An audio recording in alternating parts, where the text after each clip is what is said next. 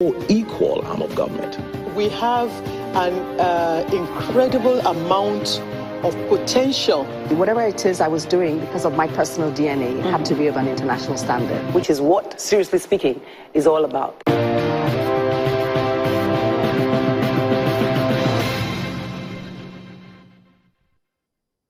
Welcome to Seriously Speaking. Our highlights still go on. And long before people started talking about all the difficulties that we have in Nigeria today because we're so dependent on the dollar, we're so dependent on oil, we had some conversations on this show about things that we can do beyond oil. Agriculture is one of them. And the great things people are doing around that industry, growing the food, getting it to people, and then getting people to understand the intricacies of the benefits of celebrating our food industry.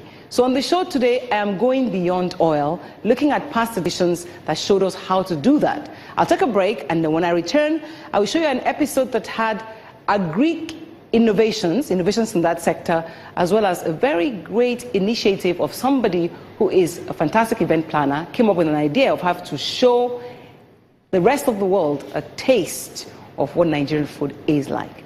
I'll be back in a short while if you don't go away. Welcome. This is Seriously Speaking.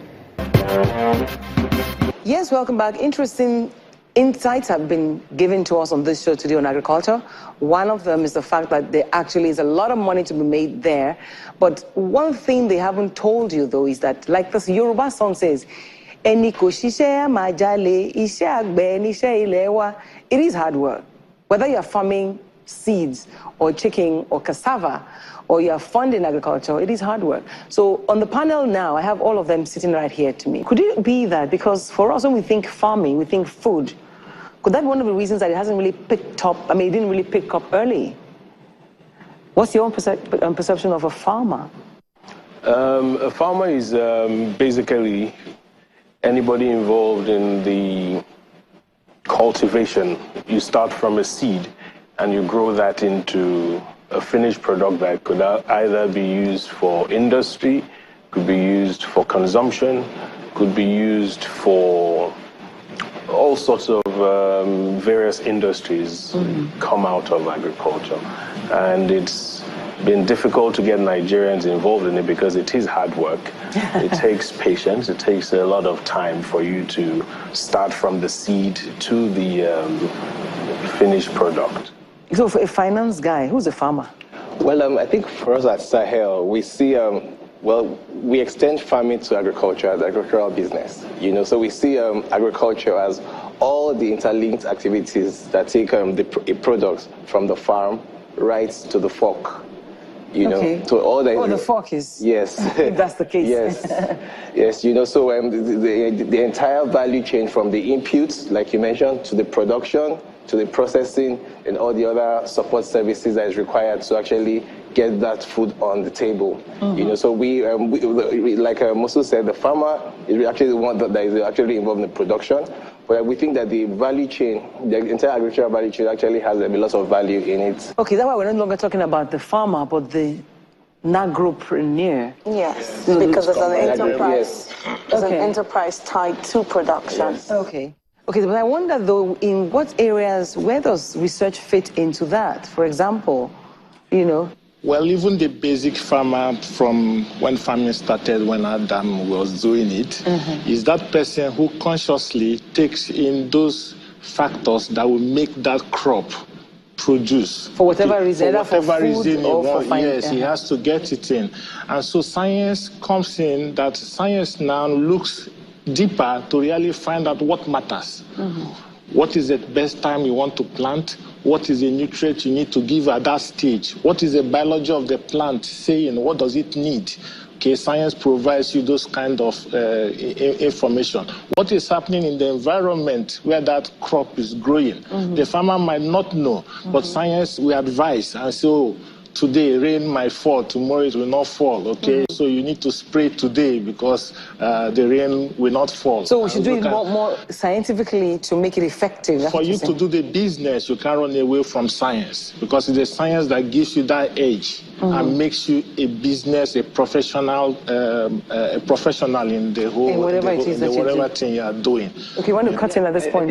I think I quite agree. You know, like you notice that most farmers in Nigeria, when it's time for production, they just go to take from the previous Producing, and just, the last you know, year. and then, It works for us, though, but in the past. it works. But when you compare what the yields that we make in Nigeria and our contemporaries out there, you realize that it wasn't actually working. Soya beans, for instance, an average Nigerian that just tills what he just produces, will make maybe like 1 ton per hectare. You know, but an average, someone in Indonesia can actually make like 4 tons on that same hectare. So you can imagine how my own soya beans in Nigeria will compare in terms of the cost to the guy that can actually make 4 tons on that same hectare. Why was farming in that level in the past? I mean, I guess it was also the level of knowledge at the time. With research today, yields have become better improved. Even in Nigeria, we have farmers who use local techniques, traditional methods to sow their seeds. Today with planters, you can actually have the spacing between your seed rows are better managed, and as a result, your fertilizer application where it's required is easier, and then that impacts in the end on your yield. And so in times past, we used to have 1 ton of maize per hectare.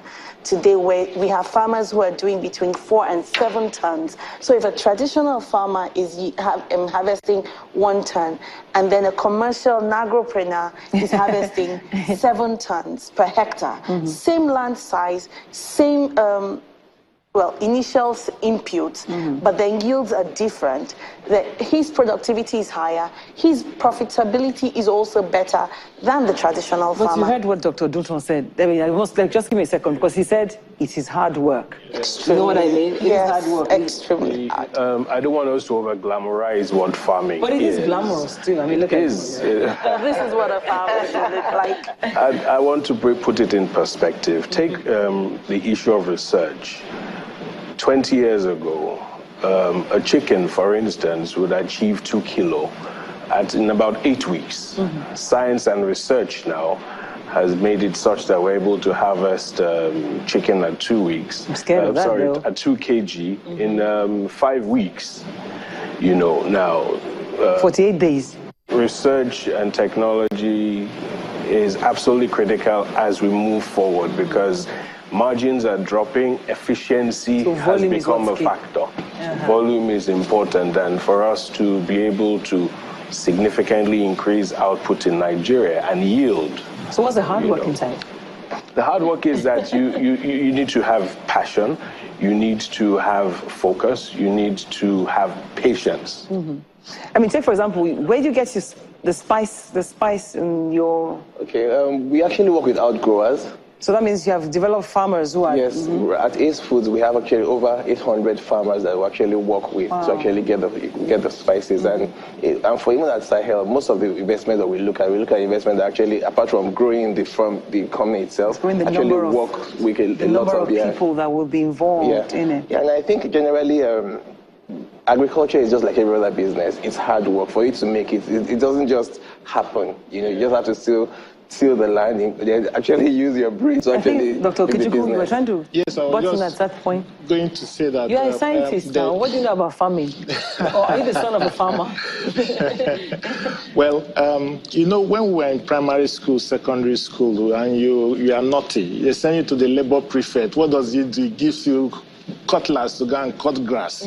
See, that kind of mindset made agriculture look like it's something you're going to suffer. You're going to suffer. Well, I think it's changed. There are options for people to go into the farm, and you don't follow the same drudgery that has been there before. So the improved seedlings that are available are able to mine nutrients much more efficient than local ones that are available. The land development that is going around, you know, people now are mechanizing, makes it easier for you to do much more with less pain. Okay, much more with less pain. And when you have that increase in productivity and extra production, the pain is gone.